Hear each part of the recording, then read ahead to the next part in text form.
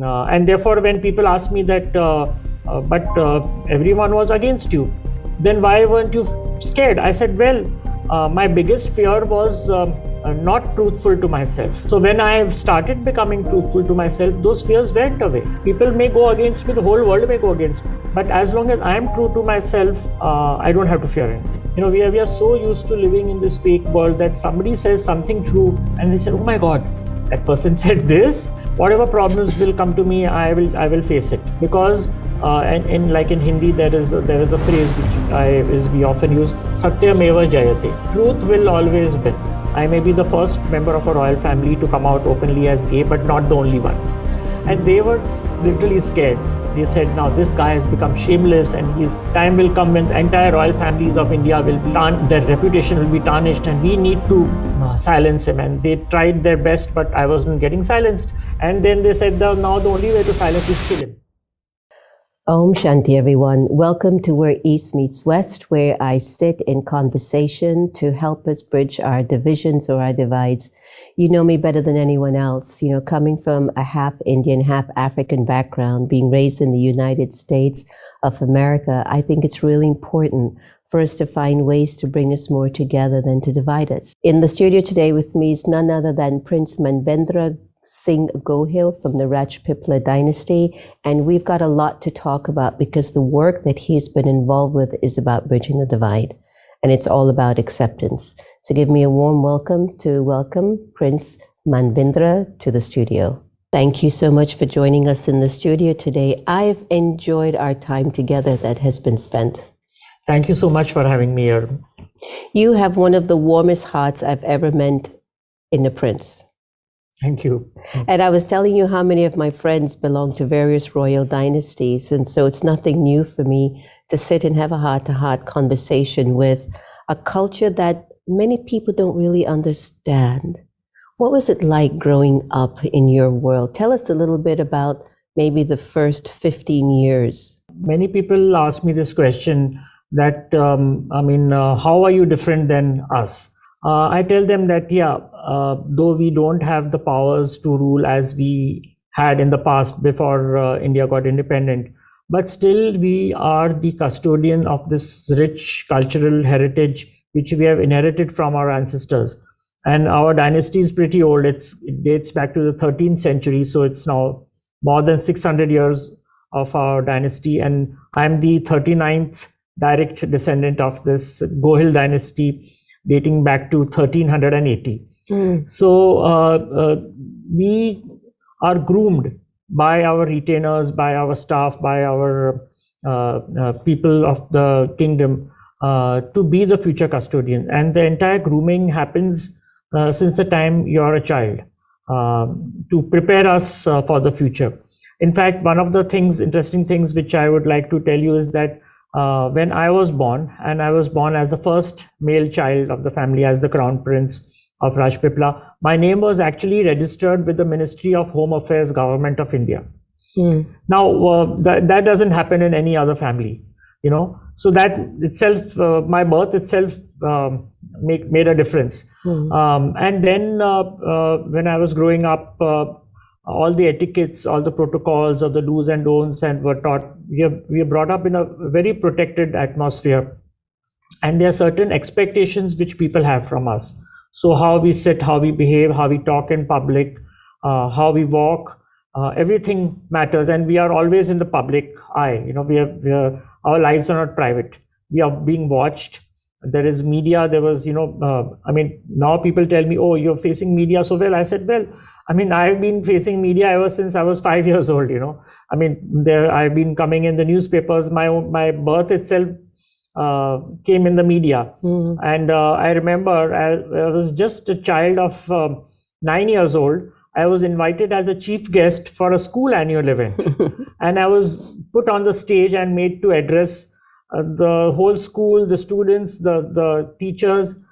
That doesn't happen in other families, you know. So that's how it's different. Yeah. But one thing which I like to share is that there is no love and affection between us and our parents. Well, not like average people, where average people kiss and hug and maul each other. That's not there. In fact, I wasn't even raised by my mother. I was raised by my nanny, Yes. a governess, who was an employee, staff of the royal family. In fact, she raised my mother as well. So I was the second generation she raised. And when I was very young, I always thought she was my mother, because she was the one who used to take care of me right since the time I get up in the morning till I go to sleep. She used to sleep next to me and sing me a lullaby. So naturally, I mean, somebody who takes care of you, you think that she's the mother. And when I came to a certain age, I used to argue with her when she used to tell me that she is not my mother. And then I said, no, you're lying, and I would cry and then make a fuss about it. She would say, no, I don't even resemble you. Your mother is. I said, yeah, she's a beautiful woman with a lot of makeup and all, but she cannot be my mother because she doesn't talk to me.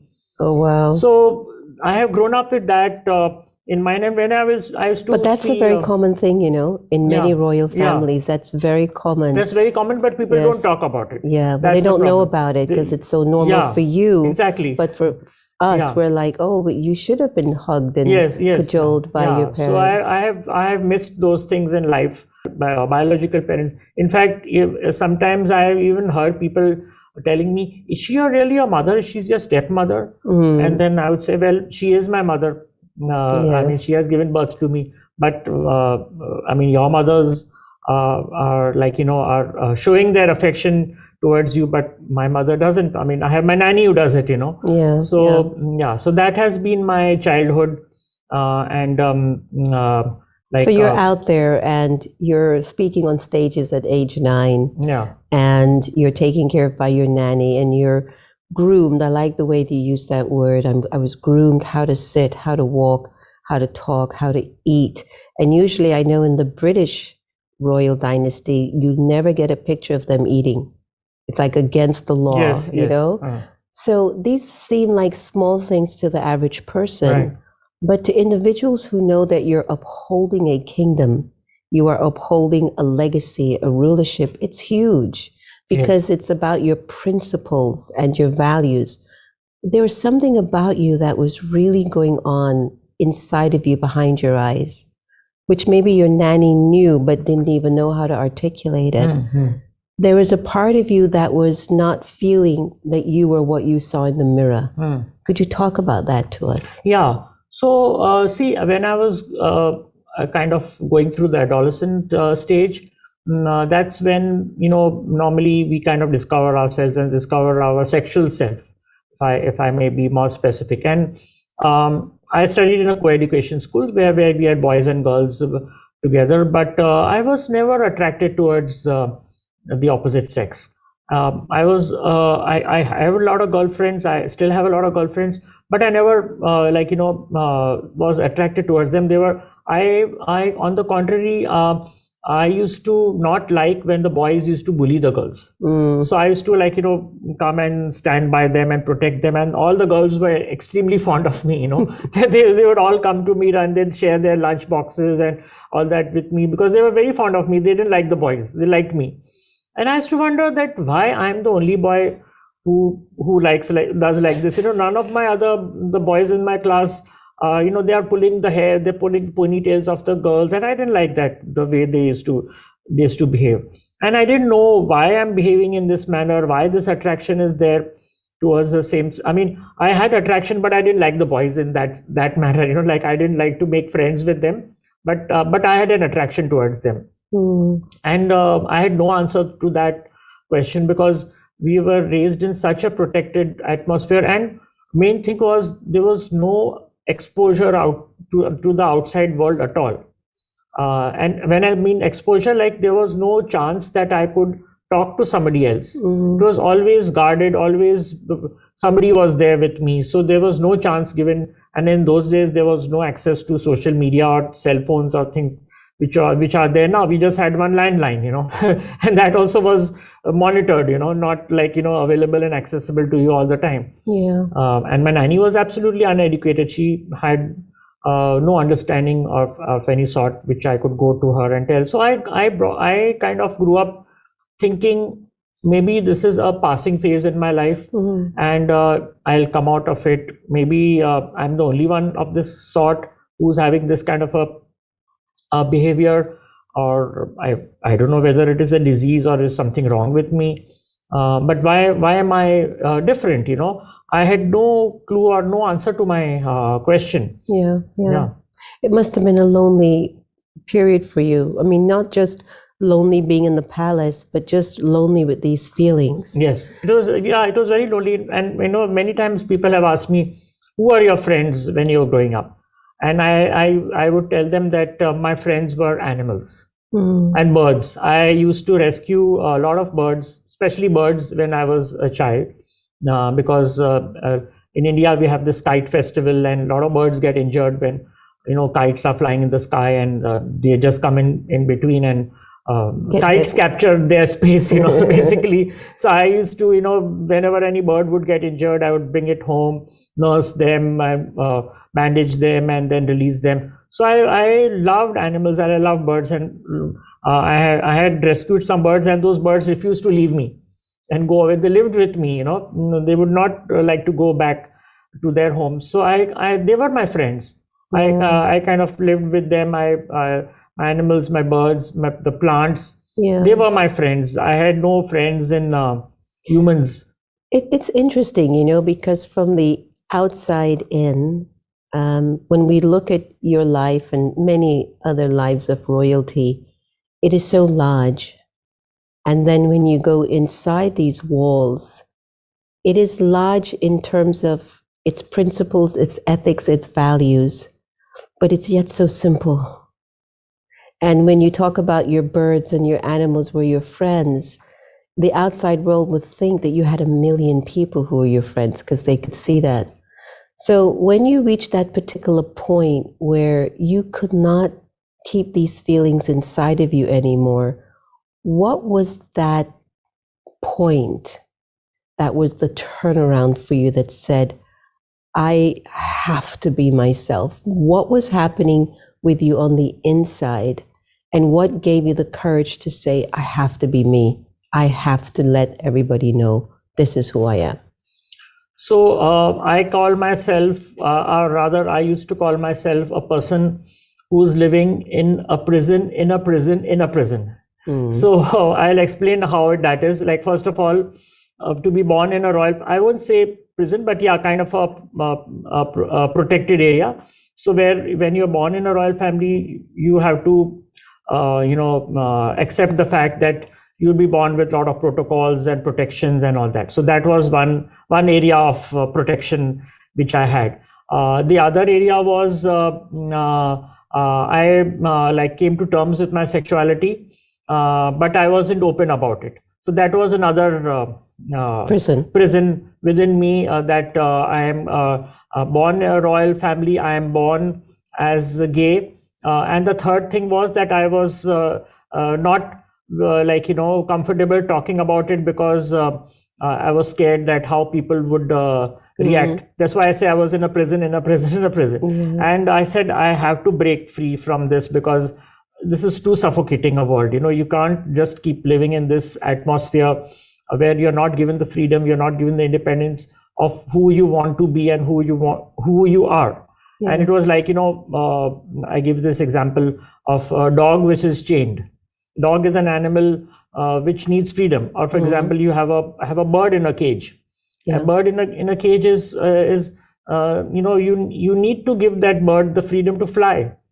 Otherwise, it doesn't have a meaning to that bird's life.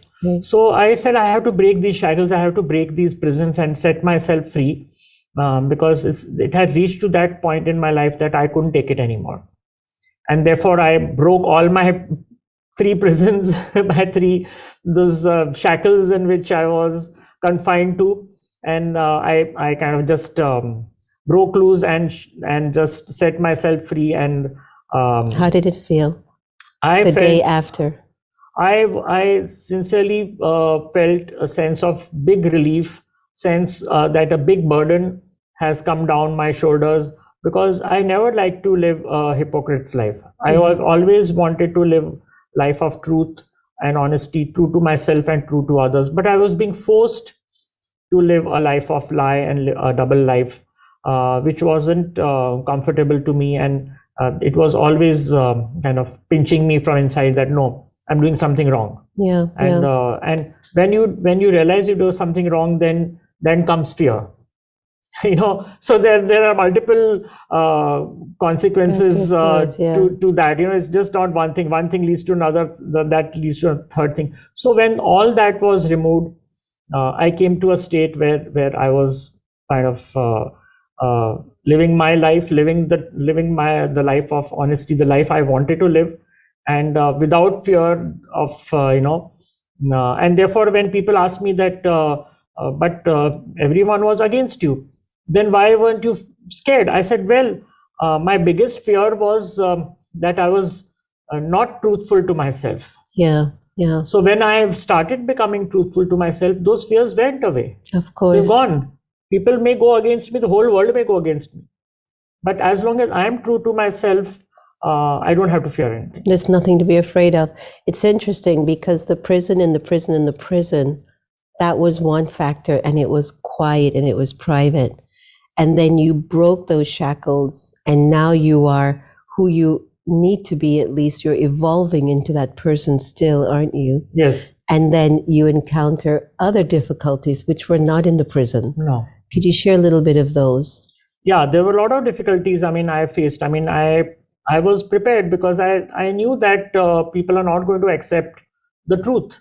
It's said truth is always bitter. We are so used to living in this fake world that somebody says something true and they say, oh my God, that person said this. And people are not ready. The people are not ready to accept the truth. That's the unfortunate thing.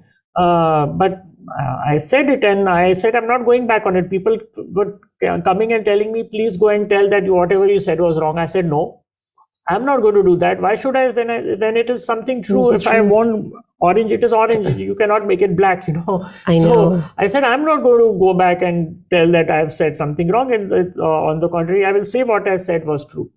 There was something that you shared that, you were interviewed by Oprah Winfrey 3 times. Yes. And as a result of her first interview, there were laws that were enacted in India for the LGBTQ community. Yeah. Then they rolled it back. Then you went back on her show again. And then they made some changes. And you went back again for her to look into your journey.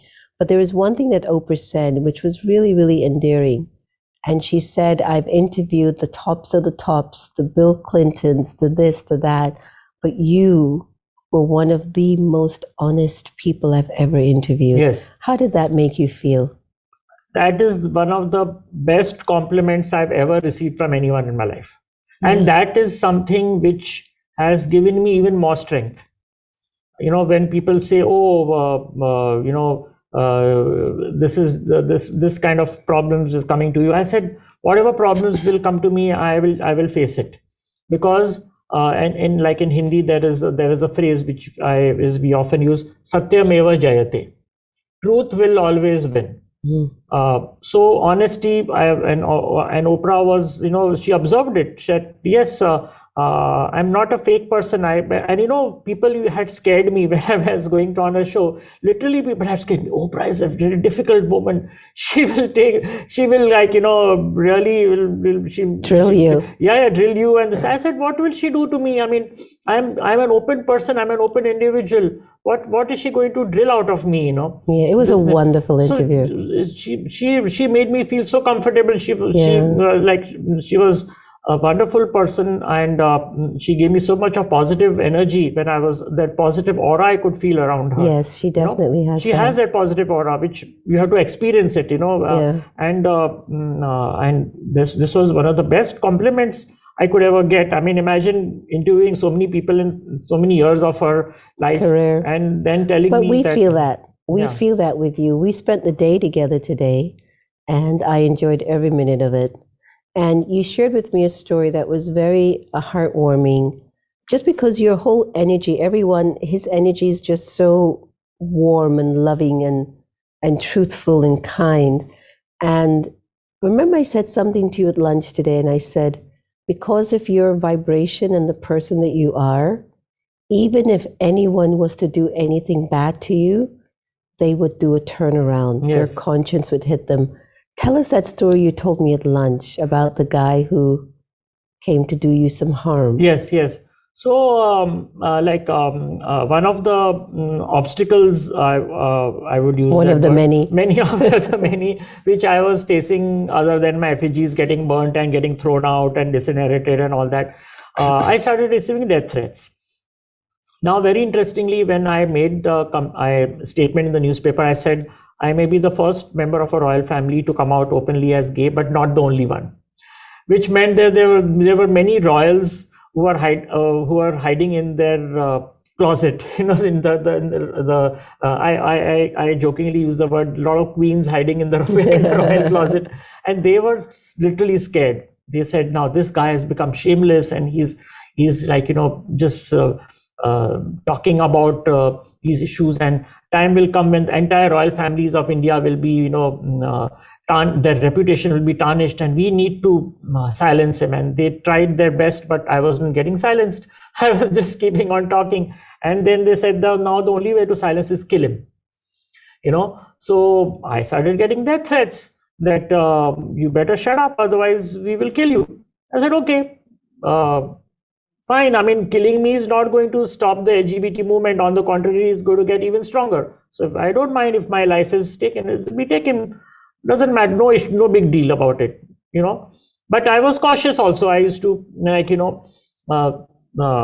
check my brakes of the car and just be cautious and be aware of things. So otherwise, I said whatever will have to happen will happen. I mean, I don't need to be killed by somebody. I can die some other way also. The death is nobody's hand. You can, how you will die and where you will die, nobody can say. So fine. One day I was just sitting by somewhere, and one guy comes to me and says, sir, I want to discuss something with you. So I said, yeah, please go ahead. He said, no, there are a lot of people. Can I come in a secluded part, and I want to talk to you something very confidentially. I said, okay, let's go somewhere. And then we went to a part, and then he confided to me, I want to tell you something very important. I was hired to kill you. I said, okay. So now what's the plan? I'm here. I'm available to you. You can check my pockets. I don't have any guns or weapons, anything for self-defense. I'm just standing in front of you. Do your job. He said, no, sir, it failed.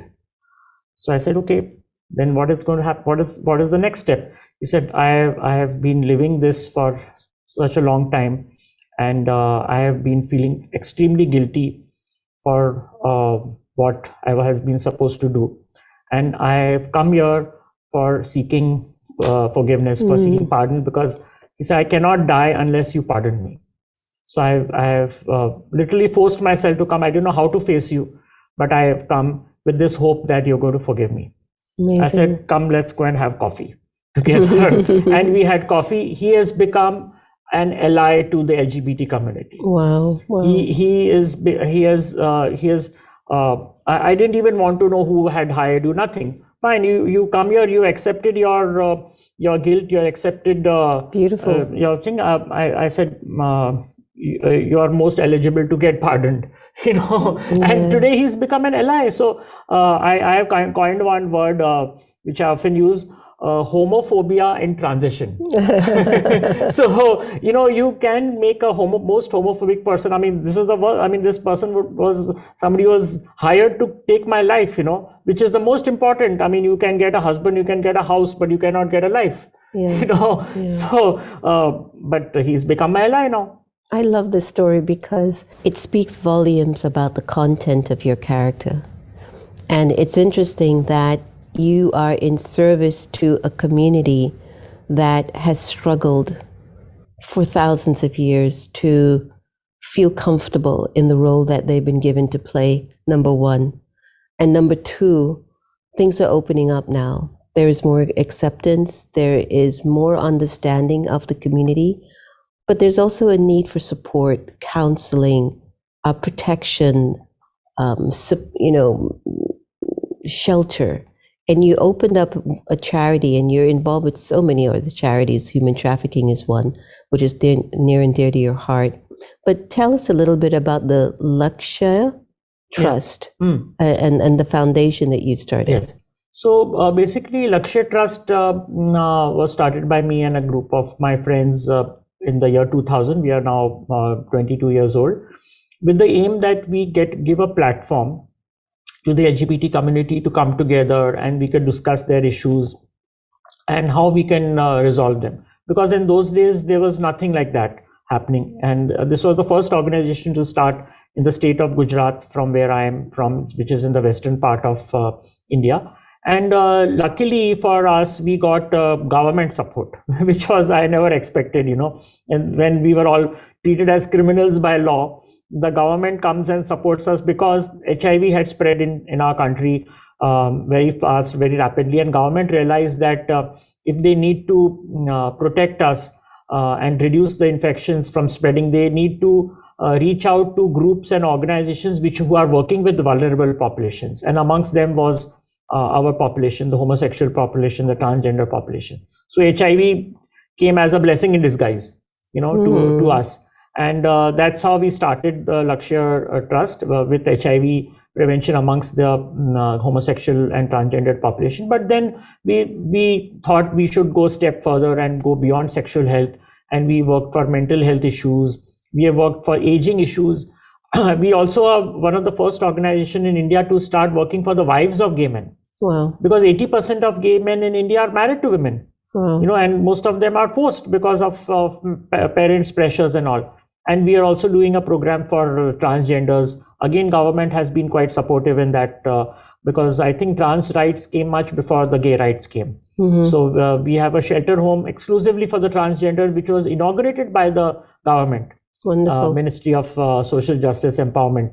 We were the first organization to have a shelter home. So our shelter, whether it is for trans people or for anyone, aim is to provide not just food and shelter, but to see that how we could give them empowerment through job opportunities, through skill buildings, so that they are in that, this is a home, this is a transit home for them. Beautiful. We give them that confidence so that they can go out and face the homophobic world.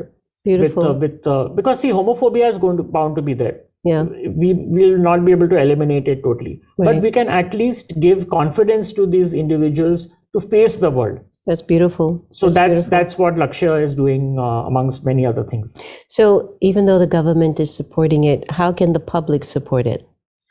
See, I think it has to be a combination of everyone. It is not, we can't just depend on government.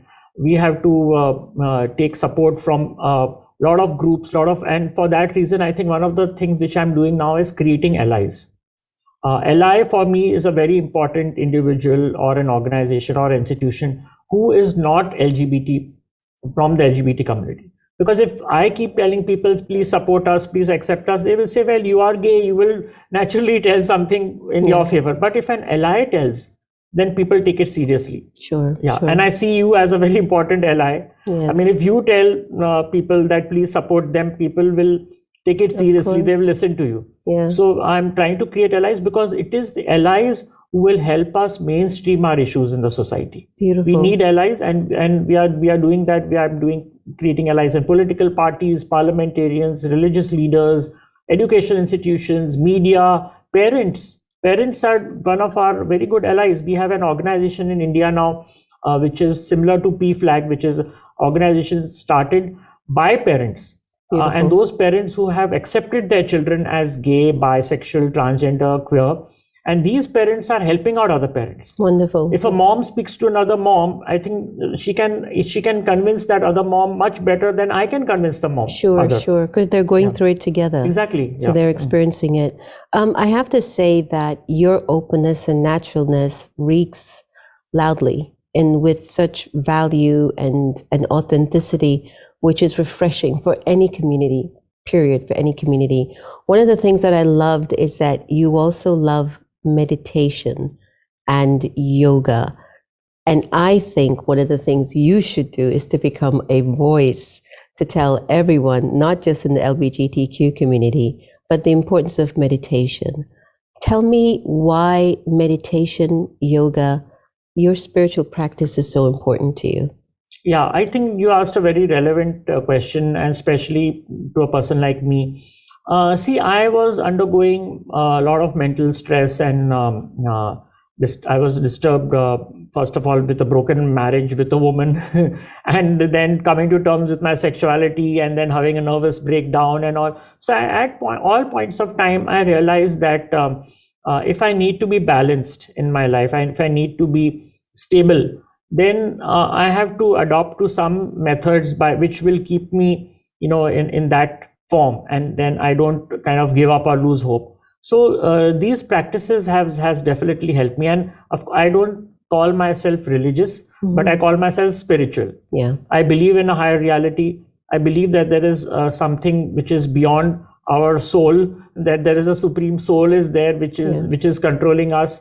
And with that belief in mind, and of course practices like meditation and yoga have tremendously helped me to maintain that equilibrium, the balance between mental and physical and spiritual and moral and total health, as I call it. I was fortunate to have been trained in one of the India's very old and renowned institute called the Yoga Institute in Bombay, in Mumbai, where I was living. And those principles, which I have not just implemented in my life, but I share it with people, so that if I have benefited with that, then I'm sure it will help other people as well. So I've been spreading the word, and I didn't want to kind of call myself a teacher.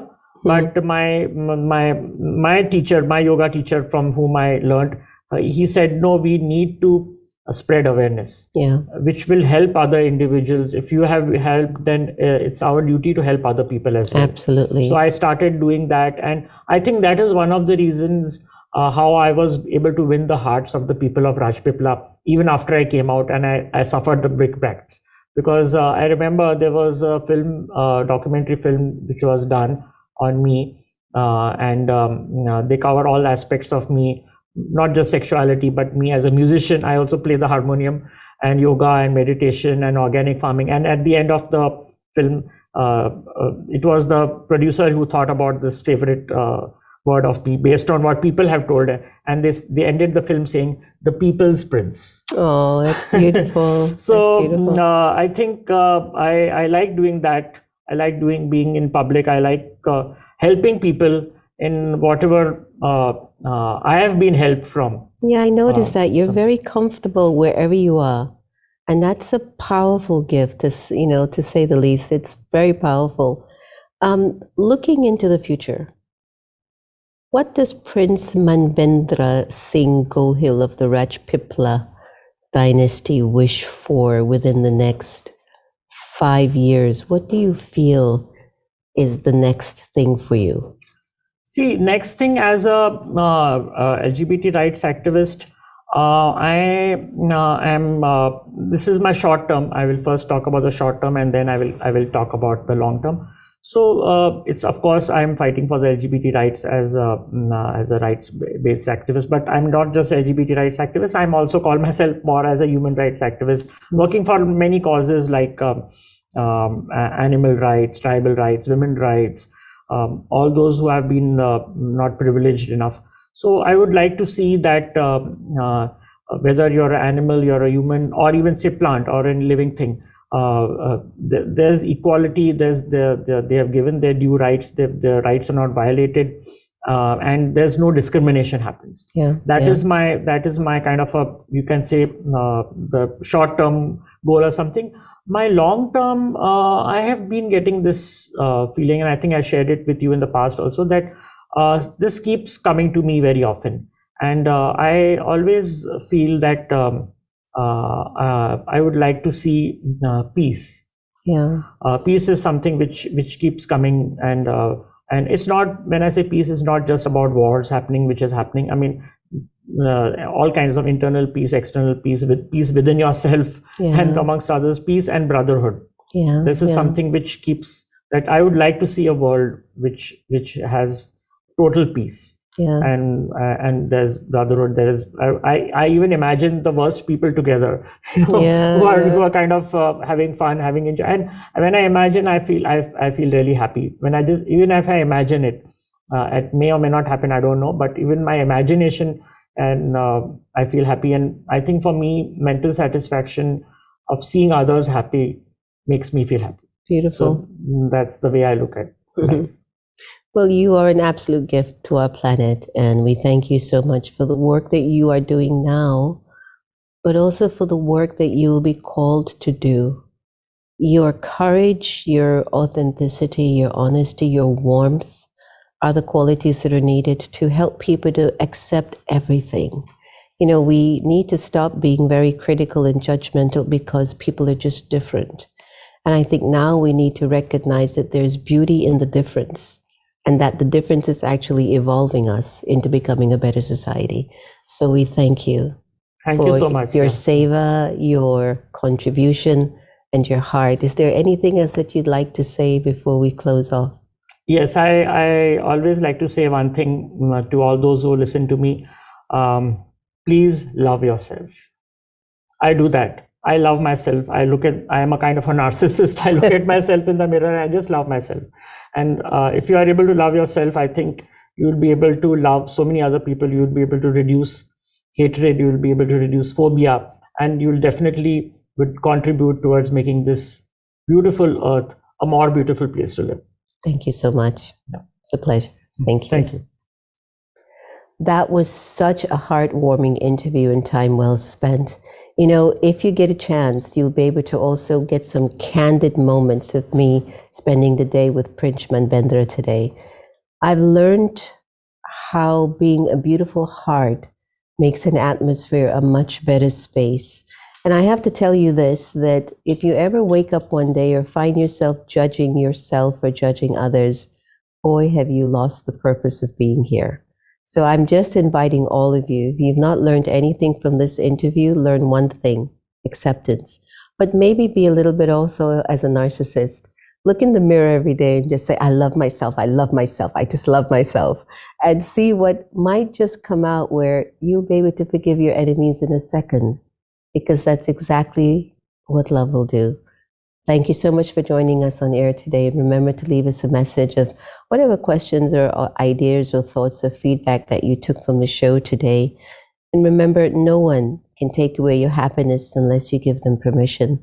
And I suspect that we're really here to cultivate the ability to love everybody the same.